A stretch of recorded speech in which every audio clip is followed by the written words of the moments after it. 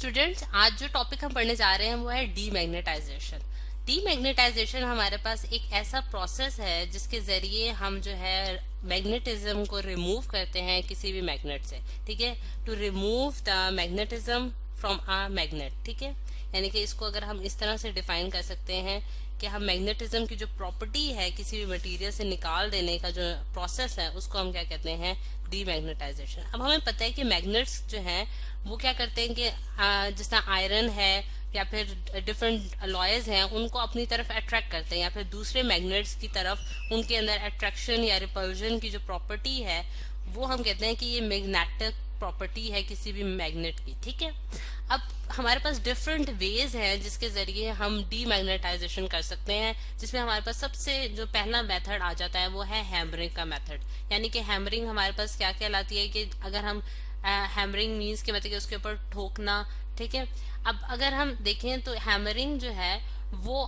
अगर फिगर के जरिए मैं आपको दिखाना चाहूँ तो इस तरह से दिखा सकती हूँ कि ये अगर आप देखें कि हमारे पास एक फिगर है जिसमें हमने एक हैमर के जरिए हम एक मैग्नेट के ऊपर जो है उसको उसको जो है वो स्ट्रोकिंग कर रहे हैं उसके ऊपर। ठीक है, ये हमारे पास फर्स्ट मेथड है जिसमें और इसके अलावा मतलब कि हैमरिंग हम एक और तरह से भी कर सकते हैं कि हम जो मैग्नेट को है वो किसी हाइट से जो है वो नीचे फेंक दें। ठीक है, और इसके जरिए भी जो है वो डीमैग्नेटाइजेशन जो है वो हो सकती है। अब जो हमारे पास सेकंड मेथड आ जाता है जिसके जरिए हम डीमैग्नेटाइजेशन कर सकते हैं वो है हमारे पास स्ट्रॉन्ग हीटिंग मेथड। यानी कि स्ट्रॉन्ग हीटिंग के जरिए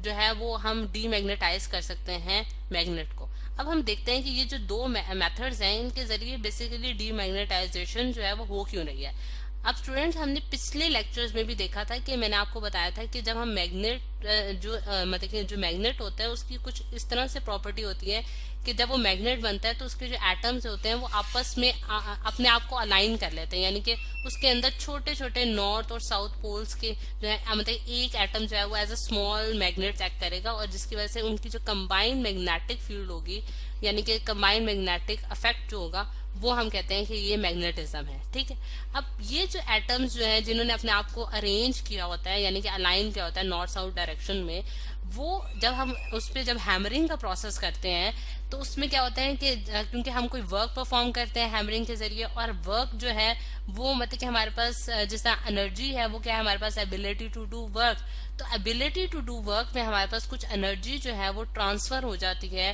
हैमर के जरिए यानी कि इसके अंदर मैग्नेट के अंदर। ठीक है, और मैग्नेट के अंदर जब वो एनर्जी ट्रांसफर होती है तो जिसकी वजह से ये जो एटम्स होते हैं छोटे छोटे हमारे पास या मॉलिक्यूल्स कह सकते हैं वो क्या करते हैं कि उनके दरमियान जो मोशन है वो इंक्रीज हो जाती है और मोशन इंक्रीज होने की वजह से हमारे पास क्या होता है कि उसकी कुछ जो एटम्स की जो अरेंजमेंट है वो कुछ इस तरह से हो जाती है आफ्टर हैमरिंग के वो अपने आप उनकी जो अलाइनमेंट है वो खराब हो जाती है और उसकी वजह से हमारे पास डीमैग्नेटाइजेशन जो है वो एग्जिस्ट कर जाती है। और इसी तरह ये ही केस हमारे पास हीटिंग के केस में भी एग्जिस्ट करता है कि जब हम स्ट्रॉन्ग हीटिंग का प्रोसेस करते हैं यानी कि ये सेकंड हमारे पास जो प्रोसेस है स्ट्रॉन्ग हीटिंग के प्रोसेस में भी हमारे पास एनर्जी जो है वो एक मैग्नेट को मिलती है और मैग्नेट को जब बहुत ज्यादा एनर्जी मिलती है काइनेटिक एनर्जी या फिर जो काइनेटिक एनर्जी क्या होती है कि मोशन की वजह से जो एनर्जी एग्जीक्यूट करते हैं मॉलिक्यूल्स वो हमारे पास काइनेटिक एनर्जी कहलाती है। उस काइनेटिक एनर्जी की वजह से भी इनकी जो अलाइनमेंट है यानी कि एटम्स की अलाइनमेंट जो है वो खराब हो जाती है और हम उसे कहते हैं कि ये एटम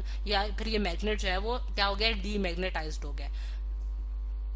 अब हमारे पास जो स्टूडेंट्स ये जो दो प्रोसेसेस हैं यानी कि हैमरिंग का प्रोसेस और हमारे पास स्ट्रॉन्ग हीटिंग का प्रोसेस ये हमारे पास बेसिकली नॉन एफिशिएंट मेथड्स हैं। यानी कि इन्हें मैंने नॉन एफिशिएंट मेथड इसलिए कहा है क्योंकि इनको परफॉर्म करना थोड़ा सा हमारे पास डिफिकल्ट है। यानी कि आपको बहुत सेवरल स्ट्रोक्स लगानी पड़ेंगी जिसके जरिए आप इसको डीमैग्नेटाइज करेंगे और दूसरा जो हीटिंग का प्रोसेस है वो भी एक डिफिकल्ट प्रोसेस है कि आपको स्ट्रॉन्ग हीटिंग जो है वो प्रोवाइड करके डीमैग्नेटाइज करना पड़ेगा मेथड का। तो हमारे पास एफिशिएंट मेथड जो हो सकता है जिसके जरिए हम किसी भी मैग्नेट को डीमैग्नेटाइज कर सकते हैं वो हम इधर वो है हमारे पास थर्ड मेथड जिसे हम कहते हैं कि electrical method to demagnetize a magnet. यानी कि इलेक्ट्रिकल, यहाँ मैं लिख देती हूँ इलेक्ट्रिकल मेथड। ठीक है, अब इलेक्ट्रिकल मेथड की जो मतलब कि प्रोसेस किस तरह से हम कर सकते हैं कि हमारे पास एक कॉइल है जिसे मैं कहती हूँ कि सोलेनॉइड है। और सोलेनॉइड क्या होता है हमारे पास कि एक सिंपल अगर आप वायर को इस तरह से वूंड कर दें और उसके साथ आप कोई भी एसी सप्लाई दे दें या फिर आप बैटरी भी लगा सकते हैं तो एसी सप्लाई अगर आप दे दें तो ये हमारे पास एक सोलेनॉइड कहलाता है। अब अगर हम देखें तो मैंने इस मैग्नेट मतलब कि सोलेनॉइड के अंदर से मैं एक मैग्नेट को जो है वो उसकी मोशन कराऊंगी, किस डायरेक्शन में, ईस्ट और वेस्ट डायरेक्शन में उसकी मोशन कराऊंगी। ईस्ट और वेस्ट डायरेक्शन में जैसा कि आपको फिगर में नजर आ रहा है कि हम उसकी मोशन को शो कर रहे हैं कि कभी मैं उसको अंदर लेके जा रही हूँ और कभी मैं उसको बाहर निकाल रही हूँ सोलेनॉइड में से। ये जो प्रोसेस है जब